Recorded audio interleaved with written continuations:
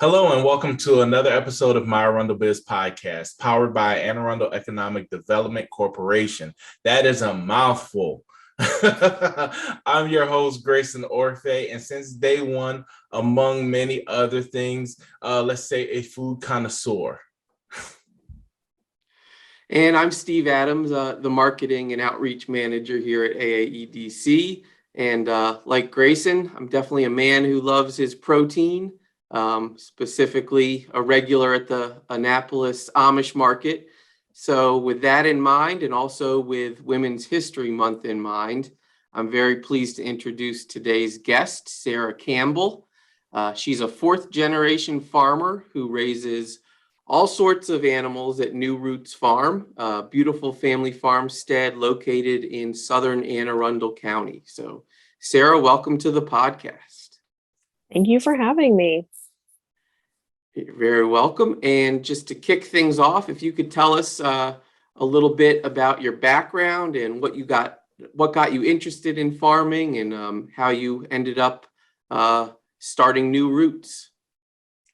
Sure, I'd be happy to. Well, I grew up around agriculture. My mom was a veterinarian. My parents had a farm. My dad's family and my grandparents were apple growers in North Carolina. And so, and my grandfather was an extension agent. So I very much kind of grew up around the industry, but didn't really think that I actually wanted to become a farmer. I thought I might want to go to law school or, work in the nonprofit sector. And it was when I was in school that I became really, really interested in environmental issues and sustainable agriculture and labor issues, and kind of realized that agriculture might actually be a really good home for me. And I loved the farm. And I loved being outside. And so I kind of fell into it. I worked at a couple of, like a lot of young people kind of getting started in farming, I worked at a couple of different organic farms and learned about vegetable production, and came back home to my family's farm after some conversation with my mother and told her that I would be interested in farming on our family's land. And we kind of talked about what that might look like. I thought that I wanted to do everything, like vegetables, meat, grains, and through kind of trial by fire and trial and error, stopped doing vegetables. Even though I love them, I leave that to the experts. And I really fell in love with livestock production and raising and selling meat. So that's what we do at New Roots Farm. We use intensive rotational grazing management practices, like what's called now regenerative agriculture. And we raise grass-finished beef, grass-fed lamb, pastured pork, and pasture-raised chicken. So we have a lot of pastures and the animals rotate around the farm. We move the cows every 24 hours. We basically rotate the pigs through the pastures. They eat a lot of pasture as forage. We move our chickens every 24 hours. And so it's been kind of a whole journey. I started out with just hogs and then just kept adding species. I think I've drawn the line now. I did turkeys 1 year and it was very much a failed experiment. So I am also going to leave that to the experts. But so that's kind of where we're at with this rotational grazing and intensive management of these 4 different species. And then we have a meat CSA here at the farm, and a farm store, which we actually just opened last year. And I do custom. I started out selling whole and half hogs and then got into pork by the cut. So it's just been kind of adding things as we go and figuring it out as we go along. Now we do one for Sunday farmers market. So it's been kind of a long journey. I moved back here in 2014 and then started New Roots in earnest in 2016. I'd been raising pigs and kind of figuring stuff out in between then. So that's kind of my background and the farm story there. Very cool. One follow-up. So was it a working farm when you were growing up there, or is everything new? It was a working farm, but my family actually rented it out to a commodity grower. So They were growing corn, wheat, soybeans most of my life. Cool. So now the thing about it is that a lot of people, and we interview a lot of people on this podcast, right? And a lot of business owners, and what they usually say is, had an interest in it, then it became their business, their passion, and things like that. And so what was your interest? Like, as far as, because you listed a whole bunch of things and your farm does a lot. So what was your interest in it? Like, how did you decide to become like a farm-based business? That is a really good question. And I think when I started farming, I honestly hadn't like thought it all the way through. I was just like, yes, like I want to raise cows. I love cows. I want to raise and sell like grass finished beef. I think there's a market for it. I think it's healthy. Like, I think it's better for the land and the environment. Like, I'm going to do this. And I didn't really think through, honestly, like a lot of the nuts and bolts. There's a ton of logistics in farming and like setting up a business. And man, if I knew then what I know now, I would have done a lot of things differently and like saved a lot of money and a lot of heartache. But, I was just like, I want cows. I want to do this. And then everything else kind of just happened or came along the way. At the time, I was like farming with a different business partner, and he really wanted hogs. And I was like, okay, like, I guess, and then I ended up like falling in love with pigs. Like, they're so wonderful and they're so delightful. And I really initially only wanted cattle, and I did not go into it really fully prepared. I did not have like a solid business plan. Like, I didn't have all the logistics worked out. A lot of other farmers have like helped me along the way. I mean, when it came time to like butcher the first animals, like I didn't even have a butcher like appointment. Like, there was just so many like mistakes and hard lessons. So I don't think there was ever a crystallizing moment where like I was like, I'm gonna do this thing, and like it all came together. Like, I've been doing this for how many years now, and I feel like it's like finally coming together. I've just been getting, like, I call them like, get one enterprise figured out as a time. Like, got like raising pigs like really dialed in. Okay, figured out chicken. Okay, now like the beef is where I wanted to be. Next, we're really gonna like focus on improving the quality and our like management of the like sheep and our lamb production. So it's just been like adding layers and pieces. So you touched on it a little bit earlier, and I wanted to know if we can kind of expand on that. As a a small woman-owned business, what were some of the challenges that you faced, whether it was being a woman in this industry, or just even being new in this industry? You hit on it a little bit earlier, but could you kind of expand on that? Happy to. Well, there's a lot of challenges. I'm also not a particularly like organized person. So I find the administrative side of running a business to be really, really challenging. Sure. Figuring out what type of entity you need, like setting up an LLC, remembering to like file all of the various forms and like paperwork, and like there's so many different licenses that you need. Like, it was, I personally find that really challenging to navigate. Even like still staying on top of all those things can be a lot. And I rely on a lot of the resources in our community, like the different business support folks. Or like if I've got a question about licensing and inspection and like what the health department needs, like there are folks that I will call, and like that is their job. They help farmers with that. So I'm very, very grateful for the investments that like Maryland has made in supporting small businesses, because honestly, I don't think in farming we talk about that enough. People have these like sort of like romantic ideas, or like farming is a noble profession, like you're a steward of the land and you're feeding people. Isn't that great? I'm like, okay, but like what about all this other stuff and this like giant mountain of paperwork that I don't know what to do with, and like nobody talks about this, and this is really hard. Right. That is, it's hard. And it's tied to the management too, like knowing your cost of production, being able to do the type of projections, knowing how much feed you're going to need, knowing how many days you're going to be grazing in a section, and like how many days of winter grazing you have, how much hay to buy. Like, it requires a lot of planning and organization that kind of go hand in hand with being able to like observe the land and the animals, and like get a sense of like, do they have enough space? Was this enough grazing for this day? Like, could I make it smaller? Do they need more? Like, how's my forage? And some of it is you have to be out there in the field, and then a lot of the time is spent behind the desk. And I haven't even talked about like marketing and selling your products. Like, that's a whole other time consuming piece. So kind of having to wear a million hats is very challenging, particularly in farming, because you're like, I am a marketing professional.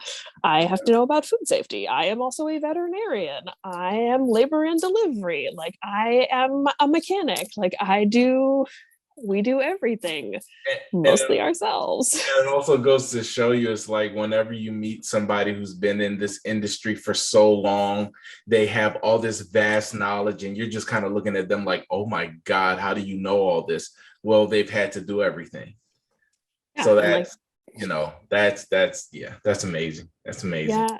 And just like navigating buying farm equipment or like getting my first business loan, like that felt like a huge milestone. And, I'm very lucky because, again, I've like attended a lot of educational courses and workshops and farm conferences that talk about ag lending and credit, and I've had a lot of exposure to it, but it can honestly be like really confusing and overwhelming, and ag lending is different than any other business loan.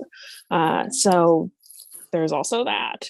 And then I guess as a woman, I mean, I like agriculture is very much like a good old boys club in a lot of places. The average farmer is older. Right. Most of them are men. And so, last time I went to the cattle auction, there were like maybe 4 women there, or like 5, and like 3 of them were like me and 2 of my friends. It's very much a male dominated industry, and I'm really young. So I think there is sometimes people can be kind of patronizing or like not take you seriously. Yeah, of course.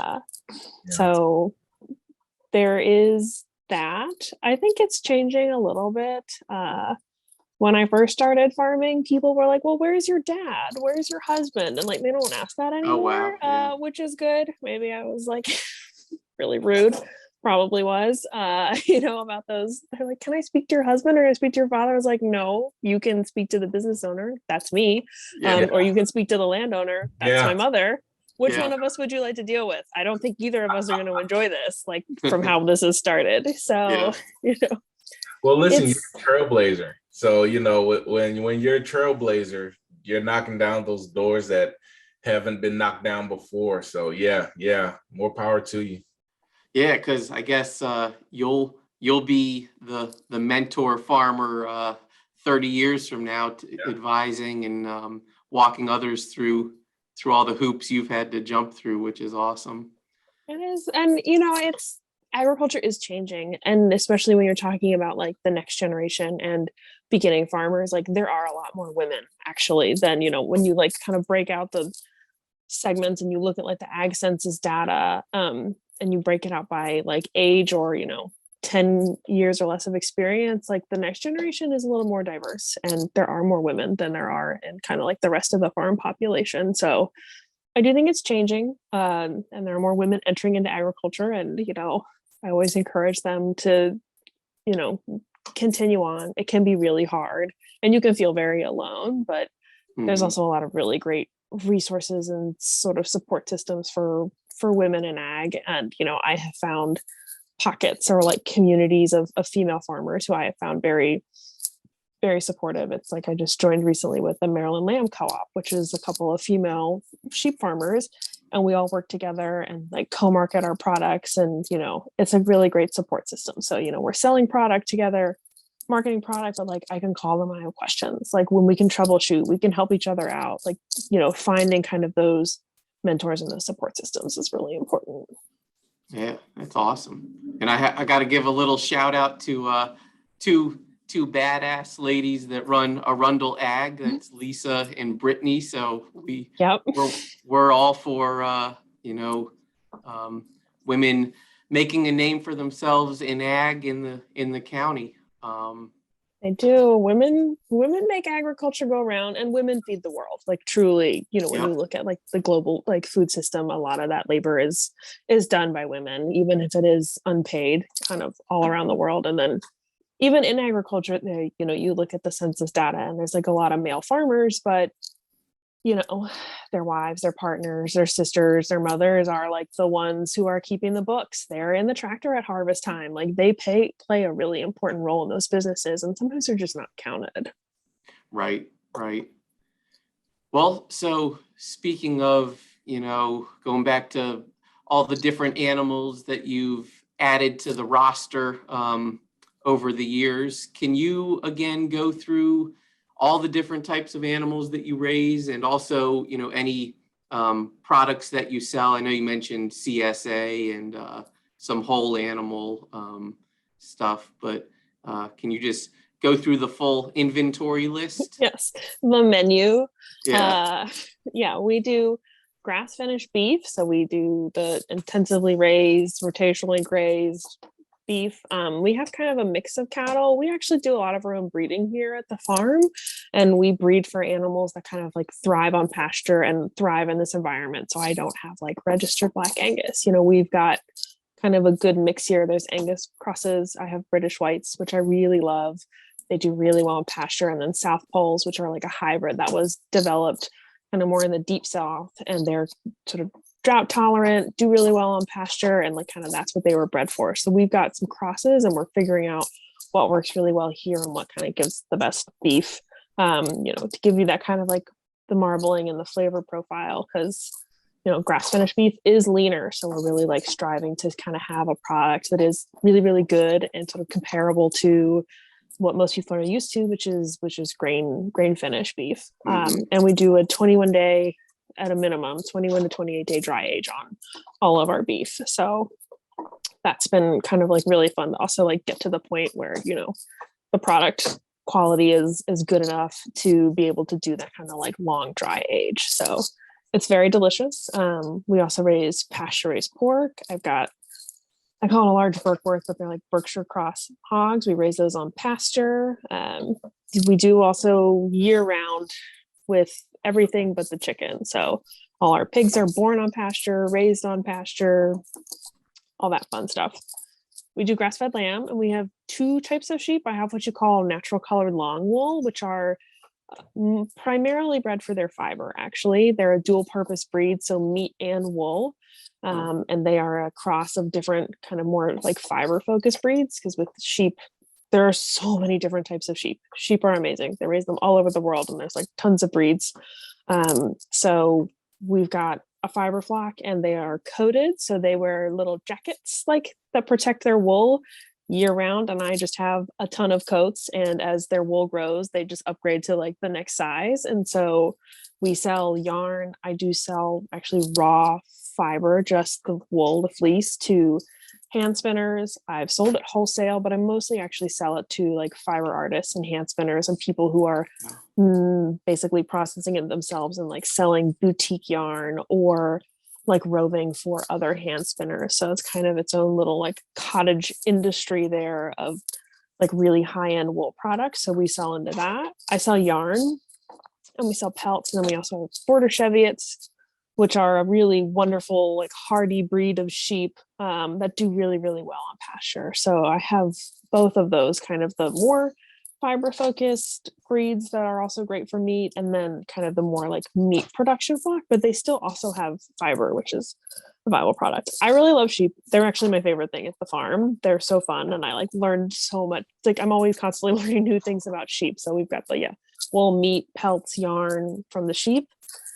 There's chicken. I raise pasture raised chicken. We raise what's called like color yield. It's a more heritage style bird.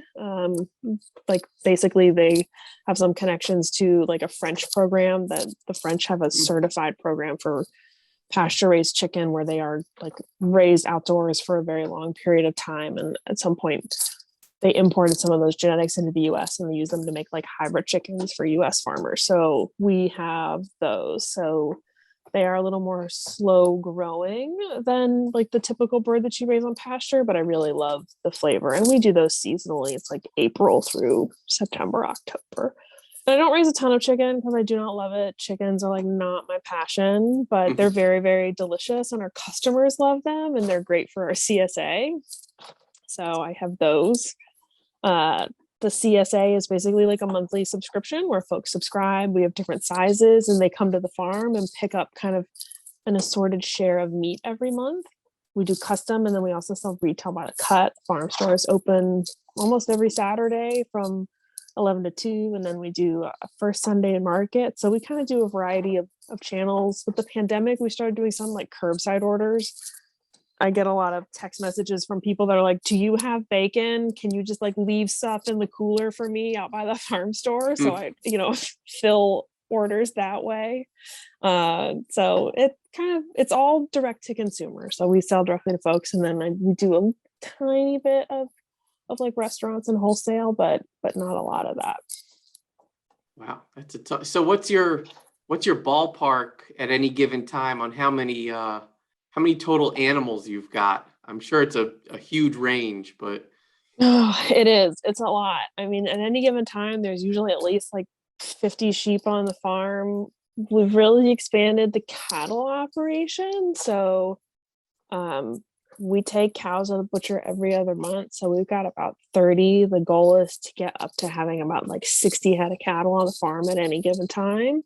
oh, wow. With the hogs, it's not a huge operation. We're also kind of scaling that up right now. But like 30 to 40 pigs. It's nothing massive. And then chickens, we only do like a couple hundred of those a year. It's a sort of limited edition product. It's mostly for the CSA. It's a lot of animals, a lot of inventory though to keep track of. Well, it fluctuates. We like have just started lambing, so the sheep herd is gonna double. Yeah, I was gonna say I've seen some nice pictures on social media over the last couple of weeks, so I'm sure it's a very busy time as we're getting into spring. It is. I know, and it's been so warm. I know it's the fall spring, like we get this every February where it like psychs you out, but that kind of just little bit of like warm weather, I tell people it's like when you wake up really suddenly and you think that you're late for something and you just like shoot up and then you like cannot relax and go back to sleep. Like that is what the fall spring. I'm like, there's so much to do. Spring is coming. Like I must get ready. Like I can't like chill out. You're like, it's okay. I'm just gonna like ride out winter and like stay inside. Like it's time to start worrying and preparing for the next season. So now this is the thing. So with the meat that you raise, right? Can you really taste the difference because I've been in a grocery store and I've seen where there's yard raised or grass fed or this, that, and the third, and I'm just kind of like, I don't know whether it's a psyche thing or like I'm eating this and I'm like, oh yeah, I taste the grass in it. You know what I mean? So you could definitely taste the grass. Okay, so I'm not tripping. I'm not. You're not. It's not false advertising. No, pasture raised meats, they really do taste different. And I think our customers kind of, honestly, they all are like, wow, it's so different. A lot of people who are like, I don't like lamb. And I'm like, you think you don't like lamb because you've only had like grocery store commodity lamb that's like corn fed. Like this is really different. Our like grass fed lamb tastes a lot more like beef. Like our lamb leg steaks, other folks, I'm like, if I cooked one of these and a New York strip and like fed them to you, I don't know that you will be able to tell the difference. Like they're so similar in like texture and flavor. But yeah, grass fed meats do taste different. I love it when I convert people and they're like, I'm never eating like grocery store chicken again. I'm like, right? Yeah. It's really good. Like what you get from local farms is so fresh and so good. And some people do prefer like a corn fed, or corn finished beef. And, it can be a more mild flavor. With beef, the flavor is like, some of it is tied up into like how it's raised and the genetic and like the forage, and some of it is genetics. That's why I do really like the Angus and the British Whites. I think they have a very like mild flavor. Some other breeds that I've tried raising have absorbed like a really strong kind of like grassy flavor especially in it kind of like deposits in the fat. And, that's like not for everyone. And so I've tried to, in choosing our animals, get something that gives me kind of like that more mild like flavor profile, because I want people to love grass finished beef. And basically all beef in the US is like grass fed. All those cows start out on grass. They're raised on mostly like small farms, and cow calf operations, and then it's like the finish is like where they're going to a feedlot a lot of the time.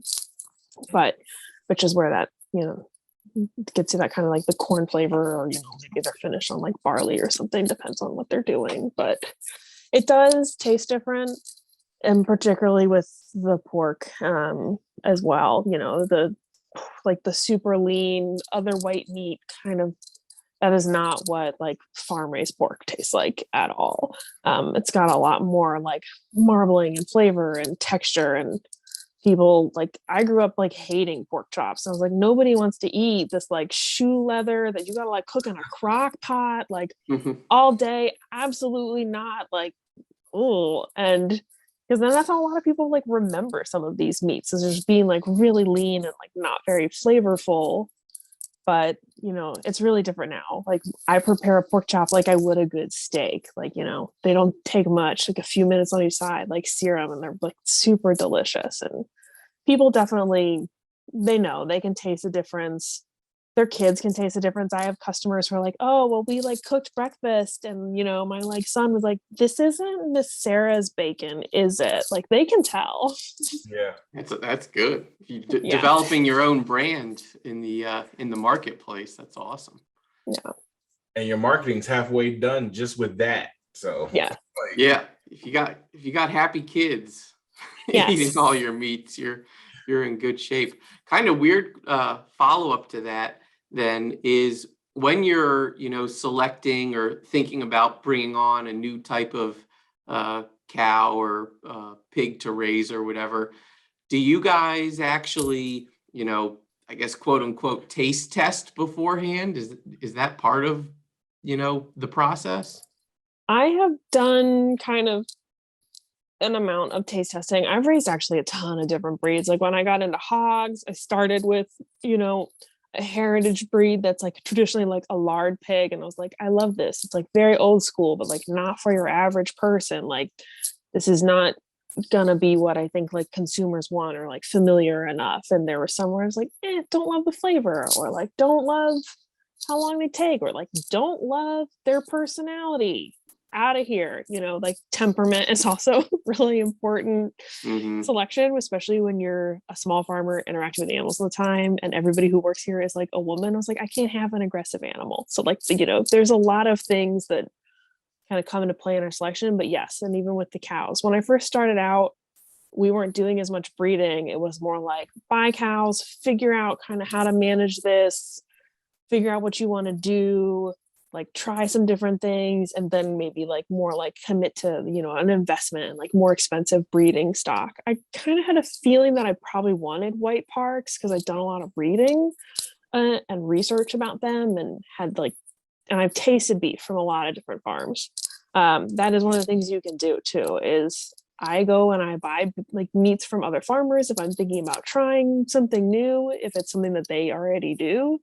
So, when we first started, I bought a lot of beef from like different farms, different breeds, like visited a lot of farms, asked a lot of questions. It was and I do even like side by side taste test periodically here at the farm. If I've raised a couple of different breeds, like we'll do a side by side, like cook some meat comparison, kind of like talk about it and things like that. So it's very iterative, and there is a lot of taste testing along the way. That's awesome. And I guess going off of that, especially related to the taste testing on the farm, I know you're very involved with, doing some public outreach with helping the public learn where food comes from, and also growing the farm community in the county. So can you tell, and I think you've got a mobile processing workshop coming up. So can you tell us about some of that outreach? Yeah. So, I have an off-farm job that does involve some like advocacy and industry work that has given me a lot of insights. And then, just the steep learning curve of starting a farm it's really challenging to like start a business and thrive in agriculture, especially as a beginning farmer. Kind of like and if you're like a first generation farmer, like starting from nothing, I was really lucky because my family has land. Right. I'm able to I'm using a tractor, and it like might be from 1968, but like I didn't have to buy it, like, so there's so many things that like gave me already a leg up. So some of that is driven by a desire to see other people enter into this industry and succeed. And then some of it is really just about addressing barriers and challenges. Processing is a huge bottleneck. My beef appointments are booked through 2023, and I work very hard to keep my butcher very happy with me. They get Christmas presents, like they get, I tell them thank you every time I see them, because it's really can be really hard to get appointments, and like that's a bottleneck. So with poultry, you can do on-farm processing, which is what we do. Maryland, you can process, I think, up to like 20,000 birds on your farm without having to go to a USDA inspected plant, which is like a really astronomical number of chickens. We'll never ever touch that threshold. But, the equipment was expensive. It's very labor intensive to raise and process chicken at a small scale. And I was at a farm conference, and they talked to Ali Barlow, who had written a book about mobile processing units and some other things, and like a book about, food activism. And they had gotten a grant in like Martha's Vineyard to buy a mobile processing unit and train some people on it. And then they would go to farms and process birds for the chickens. And, I thought that was really interesting because, the equipment is like $10,000 if you want to buy like really nice equipment, kind of like it's a pretty high barrier for something like poultry, like where at least I have pretty narrow profit margins on because of the like labor piece, and other farmers do too. And also if you just want to like try something or like see if it works for you, like that is just not really the most savvy investment you can make. And so I talked to Lisa Barge at AEDC about, would it be possible, because they have a farm equipment program where they rent equipment, and I was like, could we get this equipment? Like, I think there are other farmers in the area who would use it. And, she asked around, she did the research, she read the book, I gave her a copy of it, and yeah, they got a grant to get the MPU. So now we have a mobile processing unit for chicken. It's like self-contained in a trailer. It's got all of the equipment anybody could need. They just kind of have to provide some of their like additional kind of infrastructure for the day, like hoses, knives, like, their own washing supplies, things like that. But it's pretty like plug and play. And so and farmers have used it, and they come and they like rent it for a day or a couple days, and they take it to their farm and process birds and bring it back. So I store it here at my farm and maintain it and take care of it. And that's been really great. I would love to see more people use it and kind of get into poultry. It's been kind of exciting to see some folks who like rent it or who like use it for, a year or two and then scale up and like expand their production and like, get something bigger at their own facility. I think it's a really great resource for somebody who is like looking to grow or to see if something fits in their business, without having to like sink this huge investment.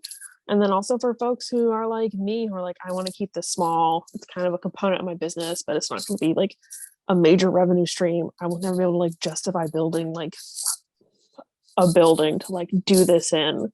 So like this works for me kind of at my scale. So it's been really fun and interesting. And again, I'm just like really, really appreciative that I'm in a county that like has this type of program where like they buy farm equipment that we can rent, because it's a huge cost saving to the producers. And like the truth is, like poultry is seasonal. Like we raise chickens like April through September, and we do like 4 or 5 batches a year. We do them in like big batches. So, a lot of equipment you don't use all the time. You just like need it when you need it. So it's really great to not have to buy it and have it like sit there collecting dust in your barn. That's awesome to hear that, just you seeing something that worked at a conference, sparked an idea, and then you kind of raised it with Lisa, and it ended up getting that result. I know we just a couple weeks ago launched the Ag Needs Assessment Survey, and that's what it's all about. It's kind of seeing what farmers need or want, or what their ideas are to grow their business, and then what we can potentially do to help it. So I know that's a very something Arundel Ag's really proud of, and definitely just to all the farmers out there listening, they want to hear from you. So keep the ideas coming for sure. Yeah, it's really great. I have some farm friends who are like, why do you have all this like really cool stuff in your county? Like, I want that where I'm at. We don't have anything like that. And I'm like, you got to go to your like local government then, like, Yep. or go find your local economic development corporation and like talk to them about like serving farmers. Like, Yeah. It's a big thing. So look, listen, we're going to be pushed for time a little bit. So what I want to do is get to that top 5 segment. This is my favorite segment of the show. You have no idea, because in this segment, we actually get to not only learn about your business, but learn about you personally. Okay. All right. So I'm going to start with mine, which is our pretty standard one, which is, what are your do's and don'ts for entrepreneurs, and, you know, especially women entrepreneurs who are thinking about starting a farm-based business, or maybe have started a small one but are looking to grow? Okay. 5 do's or don'ts, or just a few? Yeah. Well, it doesn't have to add up exactly. So okay. A mix of do's and don'ts. Some of your top ones. All right. Don't do it alone. Like, build your bench, find a support system. That doesn't mean you like, you know, have to have a business partner, but it means like have a mentor, you know, like seek out those supportive resources. And like, you know, we have like Annie's project, which is like awesome. It's a sort of like business and like financial acumen training program for like women in ag. You know, there's so many great things. Also kind of goes in the like, it's like do and don't, like with the don't do it alone, like don't do your own taxes. Like as is just the day that I like hired an accountant and like a CPA was just like a weight was lifted from my shoulders. And I was like, oh, there's a lot of value in like not doing everything yourself. So don't do everything yourself. Figure out like what you can outsource to the professionals, and like, you know, where to invest your time. There are some things where I was like, this would take me so much longer, and like, this is not the best use of my time. My time is best spent like marketing my product or like doing something at the farm. And if I pay a licensed professional, like she can keep me out of trouble. I love my accountant. She's so fabulous. Like, you know, and you know, like same with like the first time I ended up like sort of starting an LLC, dissolving it, and then doing a new one. And like the first time I did like LegalZoom, don't do that. Like, I got a real attorney. Like, you know, it's like some of these things where I was like, if I DIY it, I can save some money. It was like, no, I can just like make a bigger mess for myself. So I would say, you know, those would be kind of my do's and my don'ts. Those are good ones. So now mine is very, very, very fun. So I want to know, being in the industry that you're in, one, what are your top 5 places? I'm sorry, your top 5 things to cook. And then also, what are your top 5 places to eat in Anne Arundel County? Okay, that's a good question and a fun question. And that is partly, I think, why I got into farming, is because I love food. Like, I love to eat. I love to eat really well, really good food. Like, there's no potluck like a farmer's potluck. Like, they bring like really good stuff to the potluck. You want to invite them. Cooking, because I'm so busy, do enjoy a lot of quick meals. I have like embraced the Instant Pot as my savior, and like I preach the gospel of the Instant Pot and like sheet pan dinners for sure. But I also tell people, I'm like, steak is like, it's a great weeknight meal. I love like steak and like roasted vegetables. I love to do like a rice bowl with roasted vegetables and just like some of our sausage. It's like such an easy sheet pan dinner. I love a roasted chicken. They're so good. You just like bake that whole bird. You want to like impress somebody, cook a whole chicken, and it's like deceptively simple. I eat a lot of chili, and I like to make it with lamb or like a lamb and beef mix. I cook a really mean like spicy meatloaf, and I use our hot Italian sausage, and I do half that and like half ground beef. It's really good. I use the like Chrissy Teigen recipe. So I love to cook. I don't know, like I was gonna cookbook say, shelf it is sounds like like overflowing. you could do a New Roots cookbook, I think. Right. I Hey, would love to one day. One day. I want to like write more recipes and like do more with the like blog. I love to write. It's just, time Yeah. is one of those precious finite resources. I do not eat out a lot. I mean, you're doing and- all that at home. I mean, I Yeah. wouldn't doubt it. but I will say like now like Jesse J's has opened up and it's just Oh, down the road from the farm. Like yes. when I'm super busy, I'm like, that is my like I love Jesse J's. That's really great. Honestly, I love Mexican food. I love like Indian food. I love Vietnamese food. So I love like basmati in Annapolis, like Saigon Palace and Edgewater. Yeah. I love a taco truck. Like I am a simple creature, and if I can have like tacos and rice and beans, I'm so happy. My favorite taqueria in Annapolis is Taqueria Juculita. It's really great. It's like a little family-owned business. It's right there by the Quiet Waters Park. It's in that little like strip mall. Oh yeah. Yeah, they are so great. It's like a mother and her son, and like she makes all the sauces from scratch, and like they're just so nice. I love that place. We get spent grains for the hogs from Forward Brewing, and so when we go to pick up grain, and they also have our pork on the menu. They do like pork tacos and stuff with their shoulder. It's really great. But I'm like, well, if I go get the grain, then I can get like flautas on the way home. I like try to make it get a thing.